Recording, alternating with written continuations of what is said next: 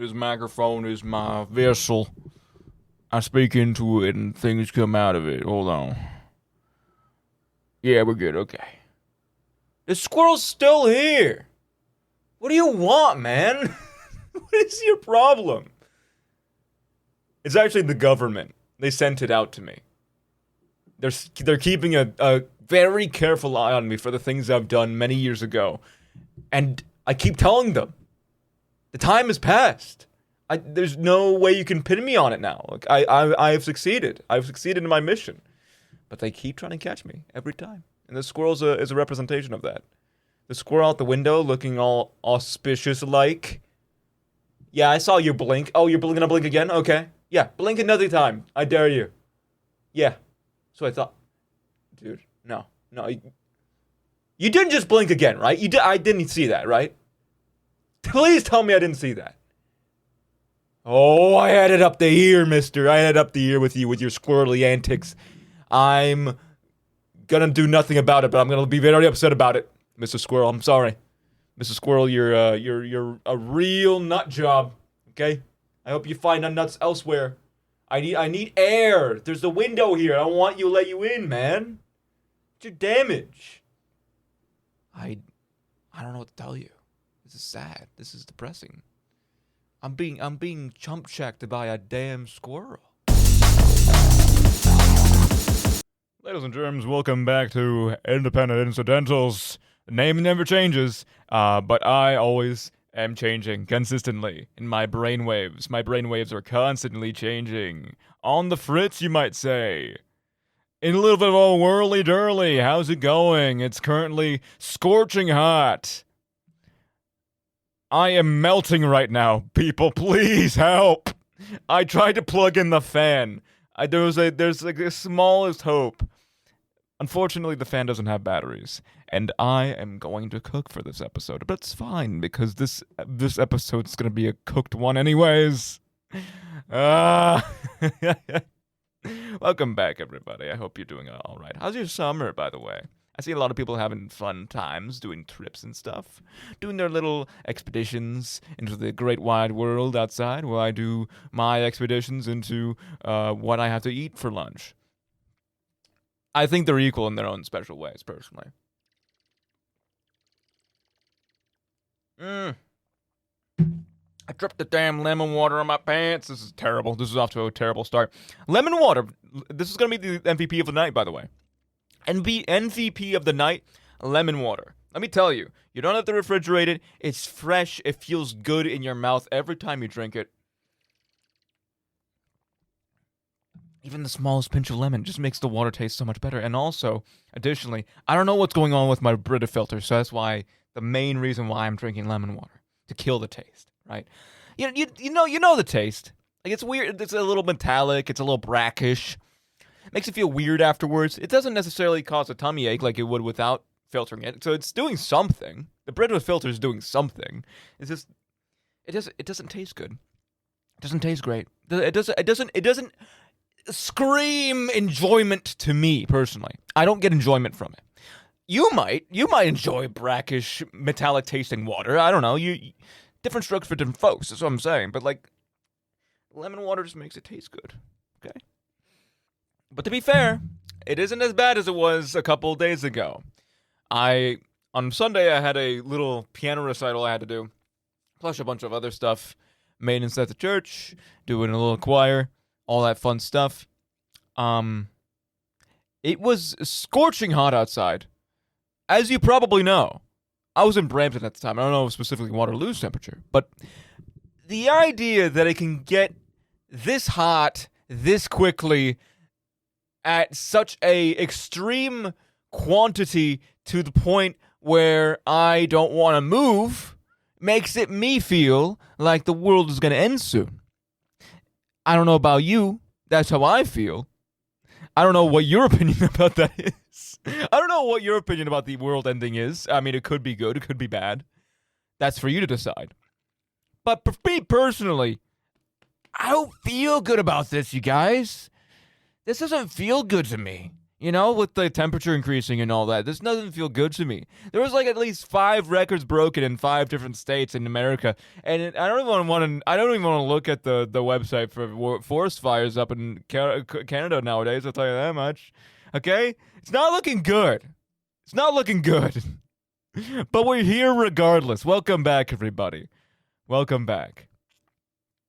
Today, I am doing an episode that I've been meaning to do since the beginning of Independent Incidentals, since the conception of this show, because I played this game last year. Around the same time, I'd say. Yeah, it was 2024, somewhere in July, I remember. I remember it vividly. I didn't want to go outside, so I played this game instead, and that game in question is Disco Elysium. I heard about this game from a lot of people. A lot of people saying this is one of the best games ever made. And I told myself to keep an open mind about that claim. That claim doesn't seem appropriate to a more lax, less combat-driven RPG. You want action, you want fun. Do you want fun? Well, you're not going to get it with this game, okay? Let's put it out there first. You're not going to have fun playing this game, but it is one of the best games, and I have come around to saying that, even though I haven't beat it yet. That's the main thing. Keep this, all of my opinions are with a grain of salt, because I have not been able to beat this game yet. We'll get to that in a moment. However, let's begin with the premise. What does this game entail? Who are you in this game? What do you do in this game? Who are you in this game? I also want to keep in mind also, like, everything I've been posting on Instagram has been complete satire, and it's just funny to me how schizophrenic you can become by trying to take apart the world that this game presents to you, and also specifically regarding the choices you make in this game. The premise of this game is very simple. You are a policeman who wakes with no memory from all the drinking. You are an alcoholic. You drunk yourself to death for the past couple of days, while your autopsy of a body has been left out for a couple of days in the back of a random bar. And you just been drinking, and you lost your memory because of that drinking. What you do after the fact is the complicated part. Let's start with the basics, though. There are 4 main different abilities in this game, each of them with their own specific skills attached to them. You have intellect, how smart you are. Psyche, how in tune with yourself you are. I'll get to that in a second as well. Physique, how strong you are. And also, I guess, how assured of yourself you are. And motorics, I guess, how attuned you are with the world, how well you can use tools, that sort of thing. You can already tell which ones are the more complicated abilities to describe, and which ones are the more streamlined ones to describe. But even those ones have a more in-depth character to them. You'll see why I'm using these words in a moment. Each of these abilities have 6 different skills attached to them, as I said.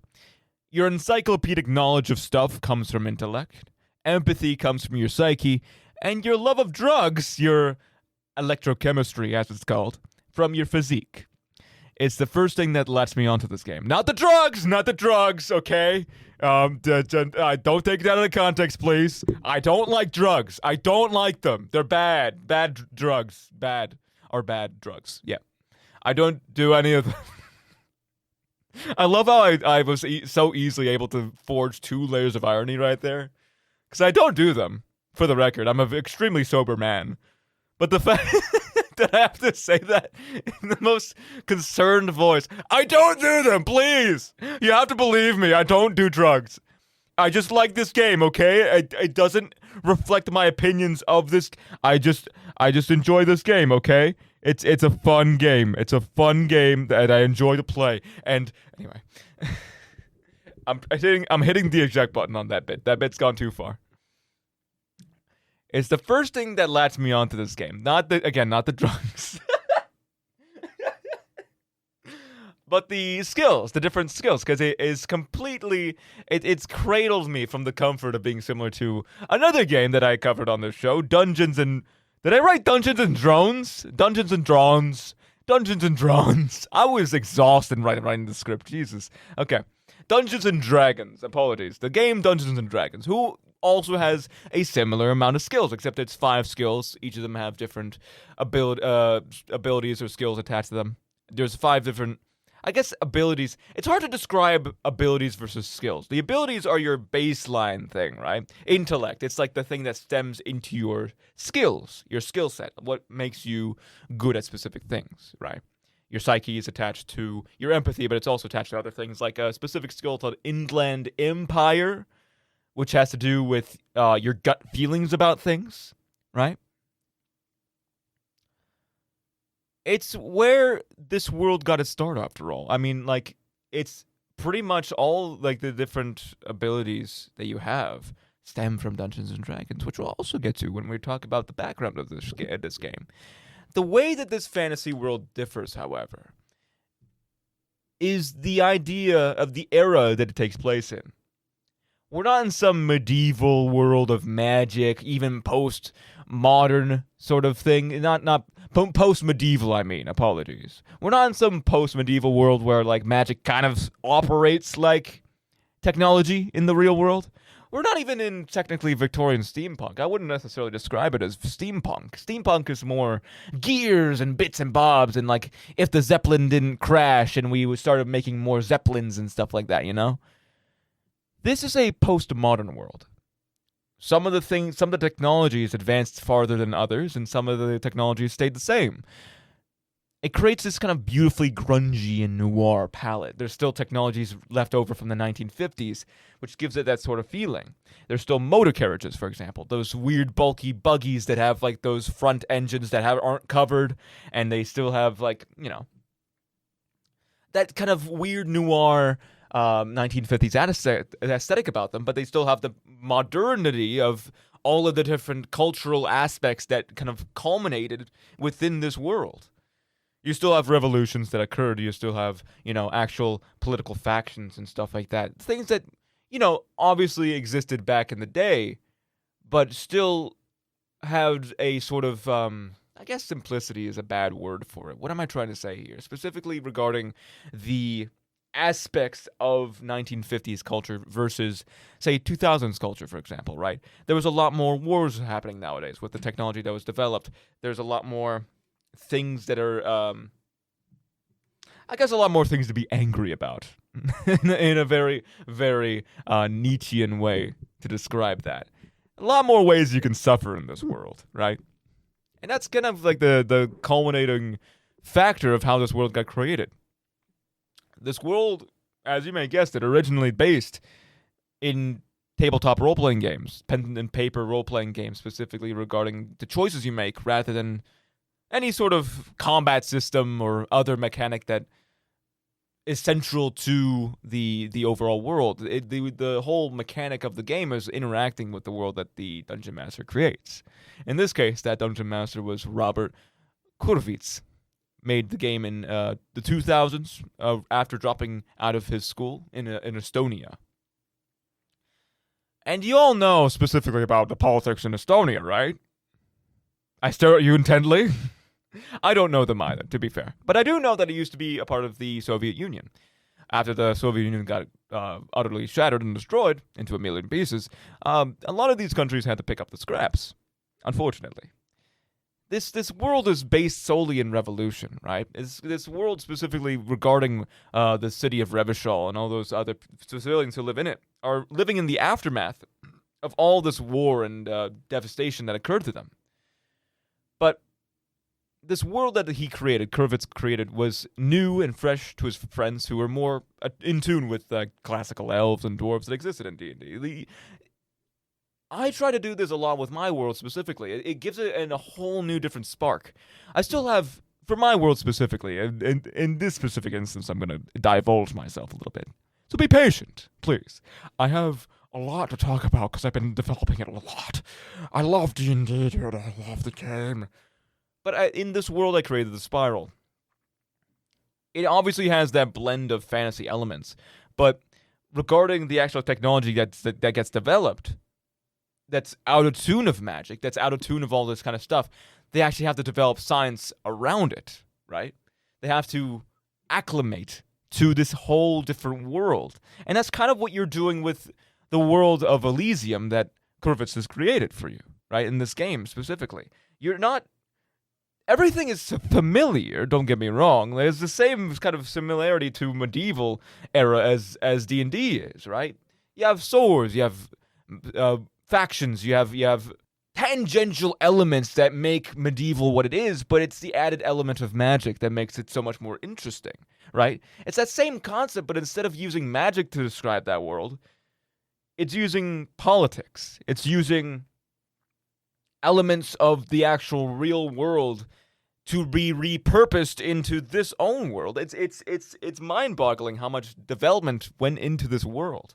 And it's depressing to see how a decade later he wanted to adapt this world into a novel. That's not the sad part. What was the sad part is when him and his friends tried to publish this book, it was a failure in sales. A lot of people, the few people who picked it up, it really enjoyed the world, but it didn't have any of the marketing. It didn't have any of the actual... it didn't have anything to really make it stand out. Especially in Estonia, it was a very, very hard time to try to publish stuff, especially when America is just a powerhouse. Unfortunately, it's like this Americanization reaches so far and wide that it's almost impossible to really see outside of it, right?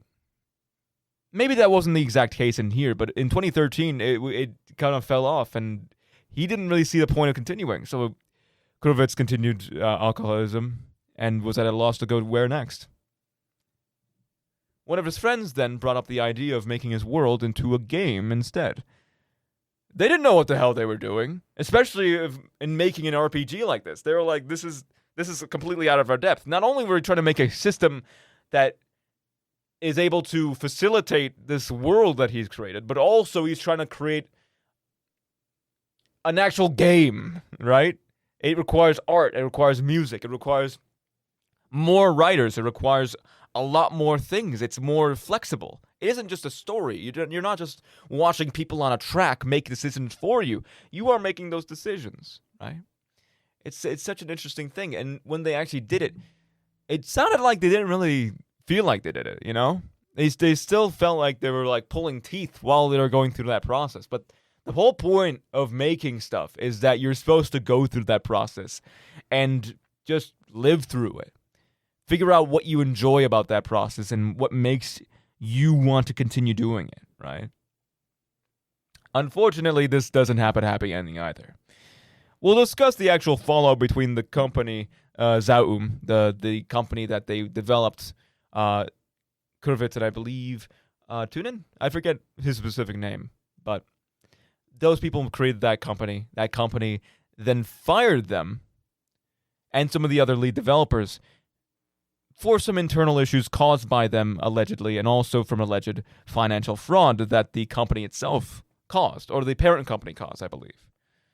A few company employees said that it was a pretty gray issue, and no one was necessarily in the right. There's some talk about Zaum making their own game, a watered-down Disco Elysium mobile port, and maybe I think another one. I think it's called X17 or something like that. But the fans are not impressed by it. I went to the forums. No one is talking about these games. I feel like they kind of burned most of the bridges they had with the fan base, and they focus mainly on what makes the game fun. So enjoy what the game is. This is a great time to separate the art from the artist. You know the rest. But what the hell is this game anyway, right? A little background from this. I specifically had a hard time playing this game, or at least trying to talk about it. Especially because I kept running around out of steam during day 2 from experience what I call apathy. It's a pretty ingenious concept. You know, you just sit around and you do nothing. It's a pretty ingenious concept. And, you know, you could also add the extra twinge of depression in there as well. That always helps. That always goes well, as I used to say. But to put it another way, in the words of the creator himself, the main character is an overbloated avatar of what's gone wrong for a long time. And who's gone wrong for a long time. That part I added. The first part I added. Apologies. I'm losing my mind in here. I'm already drenched in sweat right now. This is funny. He didn't say that either, by the way. Everything I'm saying right now was not a part of the quote. So let's try it again. The main character is an overbloated avatar who's gone wrong for a long time. But he's in pain because he's still resisting. Every day, I make sure I'm putting every piece of anger and pain into Disco Elysium. What a pessimistic quote right there. But I couldn't say it's not wrong. This game is very depressing. This game takes a lot out of you, but the whole point is to continue striving through that, finding what you enjoy about it, and trying to make decisions in a game, in a world that doesn't really care, or even worse, makes fun of you no matter what you're doing. This game is a sort of Rorschach test for the player themselves. Returning to the skills that illuminate the game, they aren't just static concepts. They communicate with you. They try to give you advice. They bicker. They counsel you through your game, and most importantly, the better you are at a skill, the more you hear the skill talk to you. Let me explain real quick. The game obviously includes dialogue, and when you're doing specific checks in this game, right? Such as a perception check. It allows you to see, right? It allows you to increase your vision. It allows you to understand what you're interpreting the world as, right? And that has to stem from motorics. But the concept of perception talks to you. And it's a very soothing British voice, too. Whoever does the voiceover for this game is a phenomenal narrator. Slow at times, but I think it allows the world to have more of an impact. It doesn't rush through things. It allows you to take it in. Really drink in what they're saying. Like I'm trying to do right now. So to give you advice, perception might say like, the warm emerald sea matches the reflection of this person's eyes, right? A kind of a poetic saying phrase. And then conceptualization, the more artistic side, which stems from intellect, then has to reply and said, like, you should write a song about this or some boring crap like that, you know? Like, it's a fun little thing. I obviously pay it a little bit less justice, but, like, they bicker, right? They go back and forth between each other, especially when you have multiple skills that you're in tune with, right? They counsel you through your game. And most importantly, the better you are at a skill, the more they hear you. That's what I meant when I said that. But even more so, when they become quote-unquote better at a skill, they also can make your character more eccentric when it comes to the investigation. Drama, for example, is something that my character constantly succeeds in. My current save file has a lot of skills points in intellect, which makes a lot of those blue skills like conceptualization, logic, rhetoric, and drama very high. But in D&D, this is just basic insight skill. It allows you to see lies, right? It allows you to interpret people and whether they're actually telling the truth or not, or trying to hide anything. But in this game, if you increase your drama skill, you become more paranoid. You are unsure, your character's unsure that victims are giving a faulty testimony or not. Everything could be a damn lie. This whole kit and caboodle, this whole universe could be a lie. And you're just being a little puppet inside of it. And drama is trying to get you out of that. Sire, they're trying to lie to you. They're not telling you the truth, sire. Sire, are you trying to play in their hands? They're obviously lying to you. Another example of this, of course, I haven't done a strength build run yet, but Half-Light, the intimidation stat that's based in physique, can make you more bigoted, which is also insane to me. The more you increase your intimidation stat, the more you feel like you are on top of the world. You are on the king's side. You are the king of this world, and you deserve everything, and everyone else is below you, right? It completely contrasts what you think these skills would do for you. Because this man is broken. This man you pilot, this man you control, himself, he is broken. And the art also reflects this, and the game also. Everything about this game kind of sort of reflects this broken state of the world. But in general, skills are not always good. Or at least they're not the end-all be-all as it's meant to be. The ideas that you have also are another implementation of this kind of sort of mechanic, right? Whenever you're talking to people, there's a chance that you come across dialogue that allows you to unlock an idea, a thought. And these thoughts are stored in what is called your thought cabinet, right?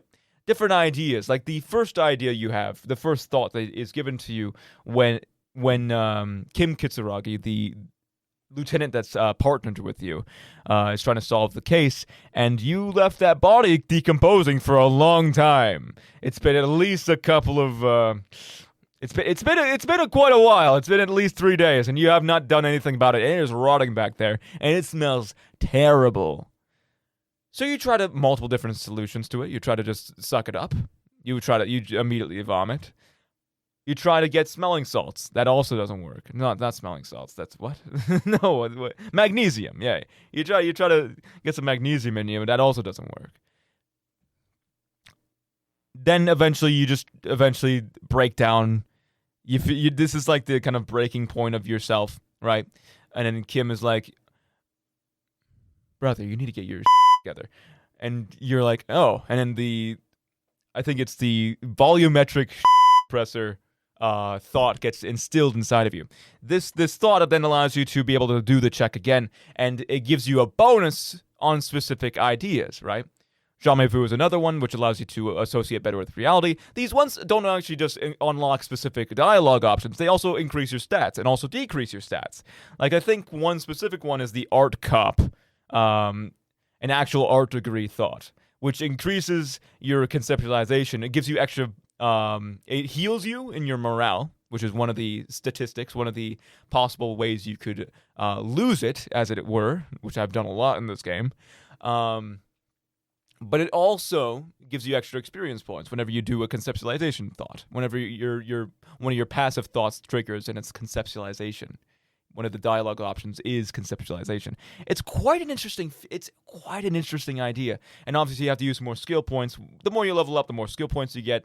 You can file in more slots, internalize them, and make him more, I guess, customize your character a little bit more. That's kind of the idea, right? You could internalize thoughts specifically. There's more problematic ones, don't get me wrong. Like, the whole idea around this game is that you're trying to solve this murder, right? This lynching that took place behind the Whirling in Rags, which is the bar that you woke up in, right?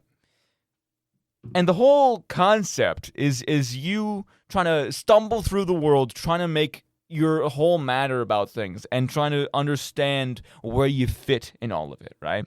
That's the whole idea, right? And there's obviously different factions that could sway you, right? And every decision you make, no matter whether you think it's good or not, the game will make fun of you. Don't get me wrong. That's probably one of the main reasons why I haven't beaten this game yet, because I haven't developed the sort of skin that you need in order to really tackle this game head on.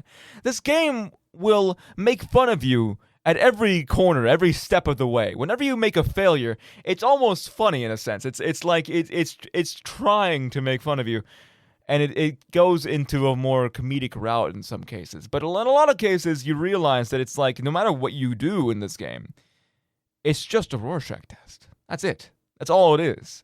And maybe that's fine. Maybe you enjoy that. In some other cases, you want to try to make your mark in the world, right? In some cases, you might want to just sit back and watch the case unfold on its own, right? Keep in mind as well, the creator, what's his name again? Robert Kurvitz. He is a communist. Don't get me wrong. He admits this. This is not like a specifically hindsight, like, this is not like a high thought here. He specifically says he has like a bust of a very influential Marxist on his desk, right? Whether that's a joke or not is besides the point. He obviously has an opinion about this, but there were so many writers who worked on this game to keep it this sort of idea balanced. He wanted to make sure that this game kind of attributed to everybody who played this game, right? All the characters have this sort of fleshing out that always kept me equally engaged and pissed, especially when it comes to Everard, or as I like to call him, F-Fart. Anyway. I wrote this down like 5 minutes ago, and I was like, yes, this is perfect. Everard, and more like F-Fart. Get him! But no, yeah, he's, Everard is an interesting character, because he's one of the first, like, big figures you meet when you're trying to figure out this murder case. And it kind of comes as a shock that, no kidding, yeah, it was a bunch of the dock workers who worked for the Union, which he is the leader of. He is the de facto leader of the Union in Revachol. And as you might figure, it is a little bit corrupt. It wants to get a little bit more influence, a little bit more power. But as he says, it might be for the people, or it might not be. That's for you to decide. That's for you to figure out. That's for you to find out. That's for your character to find out, right? So, in all of this, culminatively, this game isn't fun in the iconic sense of a video game being fun. You're not gonna have fun, really, trying to figure out, like, constantly being belittled for trying to make the world right in your own way, right? This game isn't, you're supposed to take the piss out of it. Obviously, also, it's fun to see how this world is so intricate. There's so many different facets to this world that are unique specifically to Elysium. Like the Coalition, the Union, Wild Pines, all these different factions come together and just kind of make the world full of gray and murky mahogany beige color. It gives that kind of sort of murky scent that also it makes it full of intrigue. It's like rolling around in the mud and finding some gold in there, you know? And I also love how the characters are three-dimensional. There's so much character to all of them that kind of makes this world sort of click together in a very fun way, which is probably why I kind of went into the intellect, because I look at this game as a sort of case study into my own world that I create, trying to figure out specifically, okay, the character can interact in a specific way, but in order for me to actually figure out how this world works, and also my shirt is sticking to my actual my skin, that's disgusting. This is terrible. I'm in hell right now.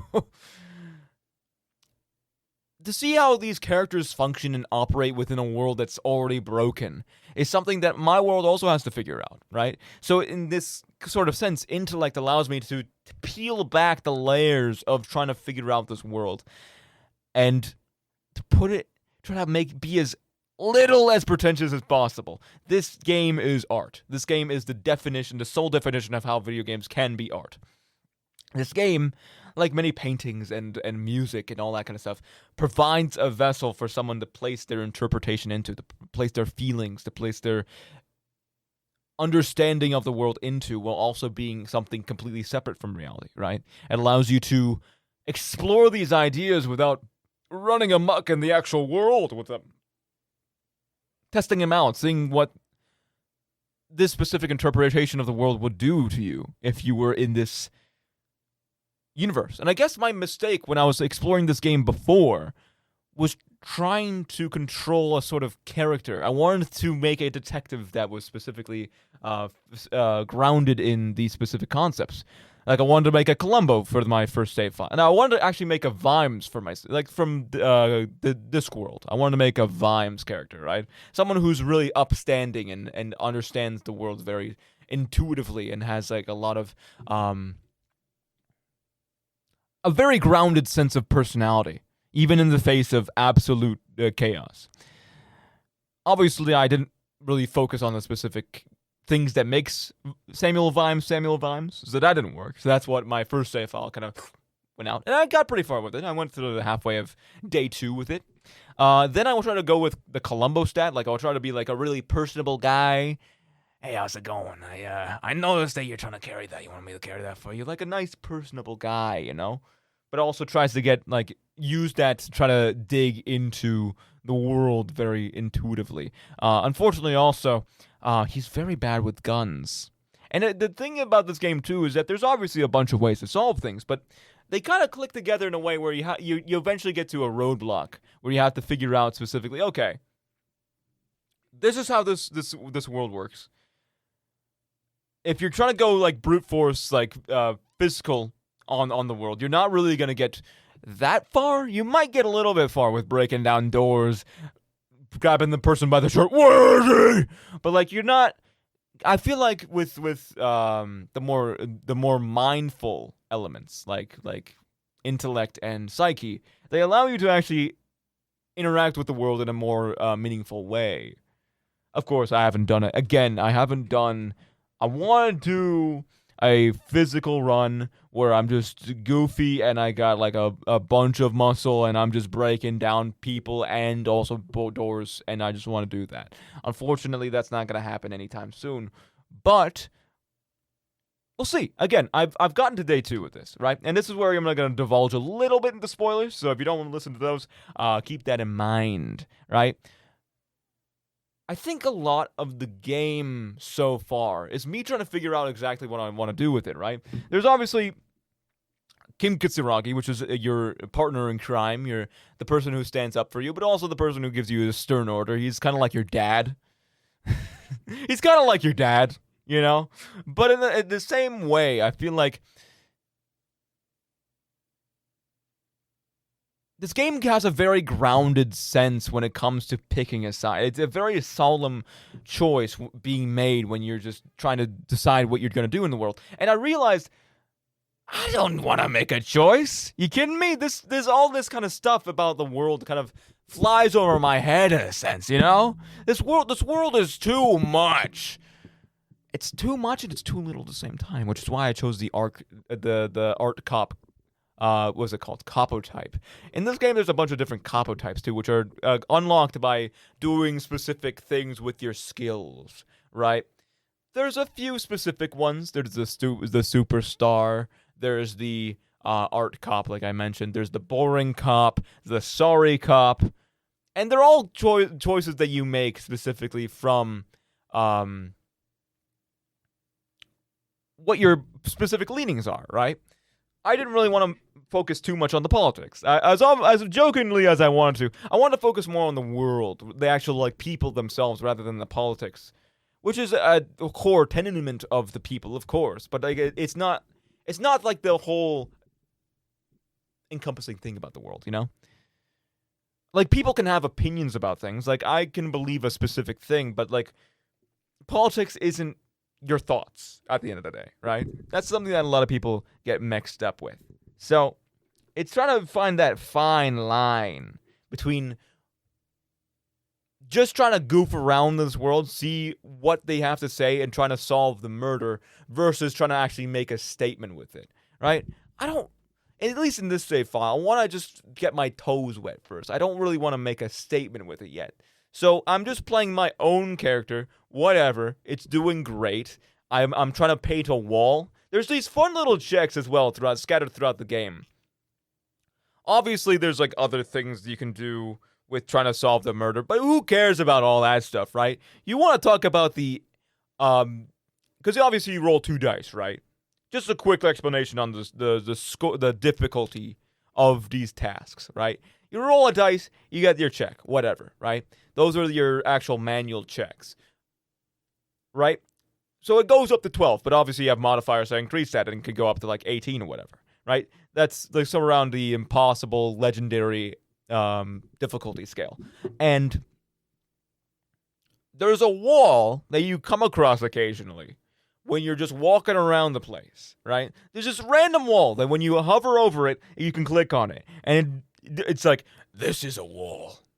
This is a wall. And you're like, okay. And there's the conceptualization option, 18, so you have to roll an 18 or higher on this. And remind you, this is out of 12, so you have to have a bunch of modifiers that allow you to succeed on this check, right? But when you do, you're like, this is the perfectness. This is what I'm talking about specifically with conceptualization as well, right? With drama, there was that specific idea of when you're sort of confronting one of the victims who was a part of this quote-unquote lynching. I won't spoil too much, but let's say theoretically maybe it wasn't really a lynching, maybe you just got a little accident happen, and then the union had to cover it up. That's all I'm saying, gabagool. But specifically with trying to figure out if this person is telling a lie or not, your drama senses just continue to fire off consistently, right? Even if they're not even lying. Same kind of thing goes with conceptualization. You look at a wall and you're like, this is the best piece of work I've ever seen. I gotta make this perfect. So then you have to try to find a paintbrush and you have to try to find a bunch of these people. This game is so dumb, but I love it so much because it at the same time tries to make such a statement, but also is if you wanted to take the piss, you can let it take the piss. It allows you to have this full encompassing idea about it, right? You're a blank slate. You are a vessel. You have no idea about this world. You are a spectator in this world. You just arrived here. You are a newborn in the amount of knowledge you have about this world. But you still have the intricacies of how people operate, and you know how yourself is a failure, and you know how a bunch of these things work. And you can still make your judgment call based on those things, right? As much as that makes sense. Again, this is a completely kind of abstract explanation of this game. If you want an actual taste of it, wait for it to go on sale. Usually it goes on sale for, I think I got it for like $25. It was $40. It got reduced to 25. Just get it. Look, obviously, maybe not support your company, but like, this game is solid gold. I hate to say it. This work is great. I hope that the people who worked on this game are gonna find something else they can latch onto, or hopefully make up for the mistakes that have transpired. But this game, so far, it just makes me wanting. It makes me crave more, even though it's not necessarily fun. This game, it nourishes the soul rather than the funny ape that constantly bangs cymbals in my brain, right? Obviously, I still try to engage with the more fun sides of life. I watch a D&D podcast. But it also makes me enjoy the more intriguing sides of life. The things that I kind of still question about, but I never really get to explore because I haven't really had the stamina for it yet. I feel like this game kind of sort of builds up my stamina back. It allows me to explore these concepts, even if some of them go completely over my head, like the coalition government and all these kind of completely made up things, but are completely also in reality. It allows me to keep in tune with them a little bit more. Besides the point. Let's talk about the music. And we can go into a quick intermission and we can wrap up and we'll talk about a little bit something else, a little bit out of left field, a little bit abstract as well. The soundtrack I love. I love the soundtrack. You listen to, on my Instagram story, the Instrument of Surrender, which is one of the most popular tracks. This is the thing that people recognize this game a lot from.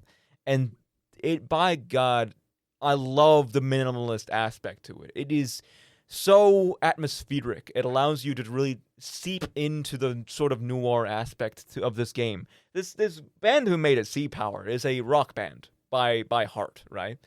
They obviously have very polarizing views and they have a lot of things to say, but this soundtrack itself was kind of sort of out of nowhere. It was kind of out of left field for them. They never made a soundtrack for a video game before, as do most of these people nowadays, because this is kind of becoming the norm.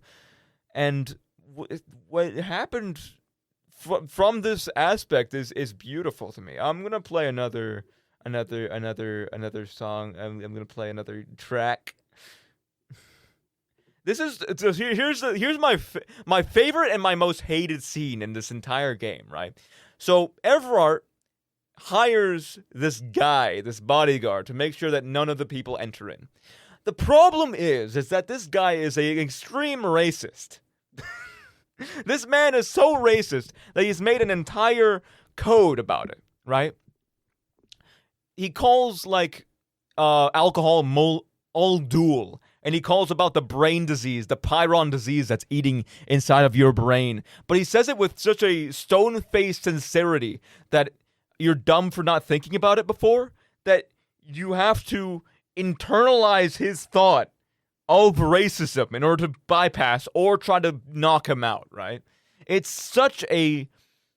I wouldn't necessarily call it clever, but this is like the core testament to what this game sort of entails. It makes you really try to get out of your own thinking. It makes fun of you for trying to beat him up, but also tries to make fun of you trying to, I guess, not necessarily consolidate, because you can still disagree with him.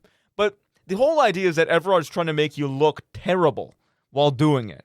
That you're trying to confide in this racist and trying to get the leg underneath you, right? Kind of get the upper hand. That's what I'm trying to make. The leg underneath you? Is that like a... I guess like the clothesline, the leg sweep. You know what I'm saying. Anyway, I believe... And it's not your body that betrays your degeneracy. I believe it's the Elysium miracle. I'm pretty sure. All these songs are great, by the way. It's so atmospheric. It's perfect for studying. But this one specifically, I believe, is the kind of more... Like it's a more droney. It's more like intense. Like this is like, what am I gonna do about this guy? Like I don't know what the hell he's saying. This is like the first moment where you realize like this is completely out of my depth. Like some things I could have realized about this world, but this man is talking nonsense. Let's listen. So that's the general consensus. It was actually your body betrays your degeneracy. My apologies. It's a more ambient track, but I think it also really represents that scene so well, and it makes it stick out like a sore thumb. It's terrible, but it's great at the same time. All right, so that's pretty much it.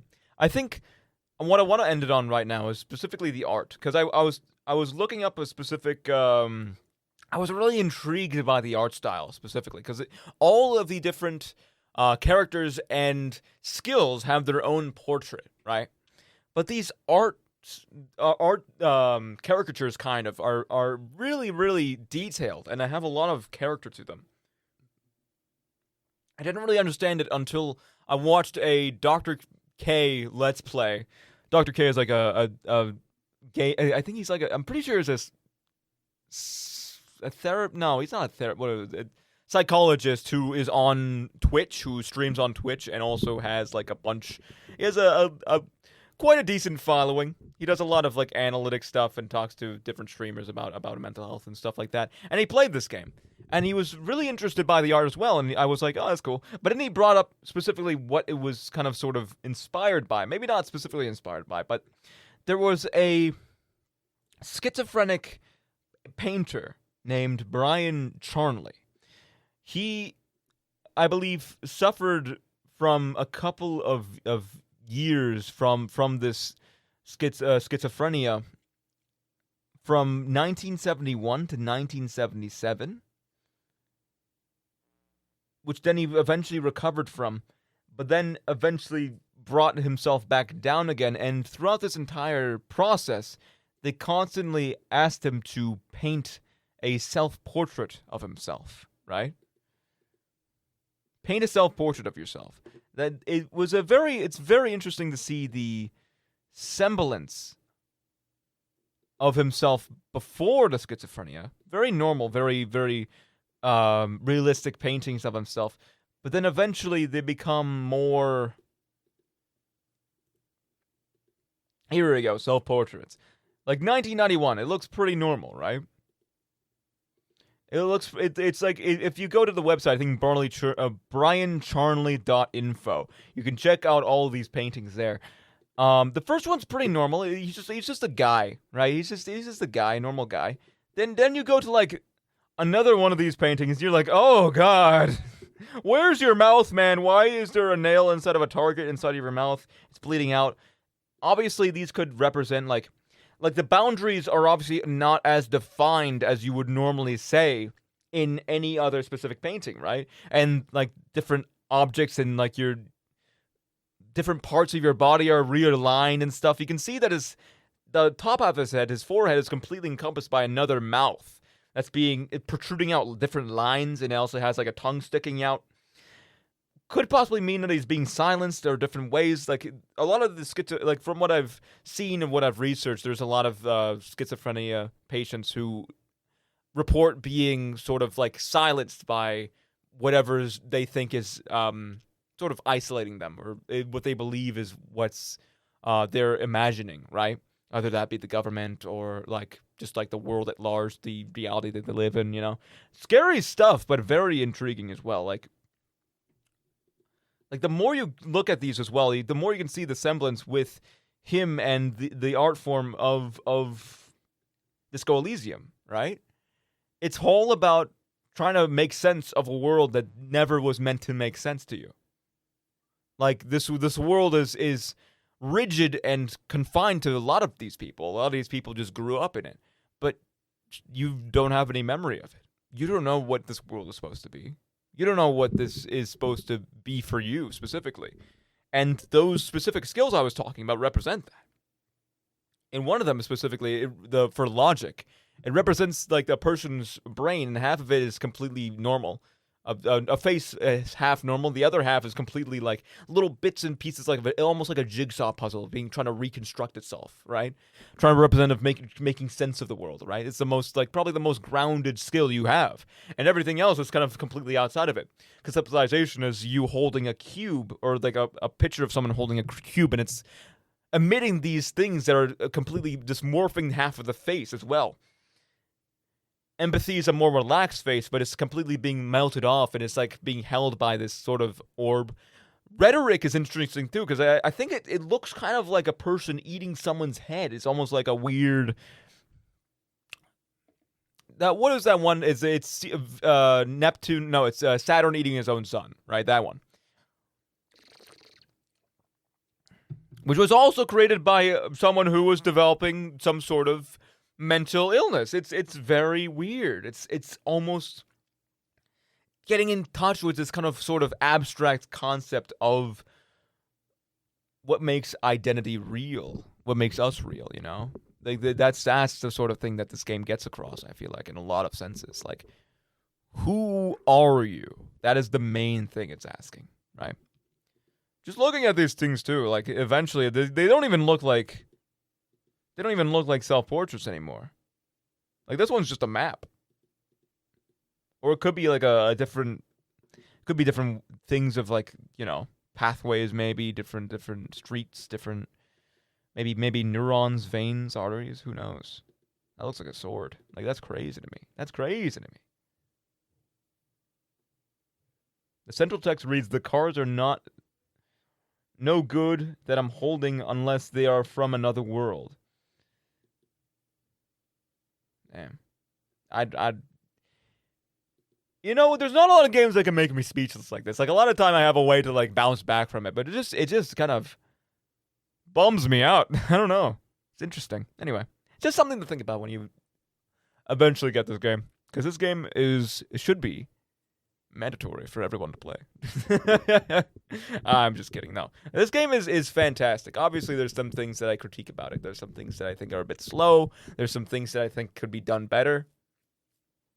But I think overall, this game is just something that you have to experience in order to fully understand, right? It's just the power of this kind of game. I don't know what to tell you. Just try it out yourself. I'm cooking in here. I think we gotta end it. I hope you all enjoyed. I'm debating whether to make a part 2 when I finish the game, but I think I'll probably just stick to maybe filing that into like another missing miscellaneous episode. We'll see. It's been a while since I did one of those. I hope I don't really have to rely too heavily on those, but I think I'm starting to get my stride again. I think it's starting to come back to me. This is all coming back to me, and I hope you stick around, ladies and germs, and I hope you have a fantastic summer. June is the summer has just started. June has ended. We're getting into the main fray. It's gonna turn into hell soon, so be ready for it. And I hope you have a fantastic 2 weeks. Bye bye.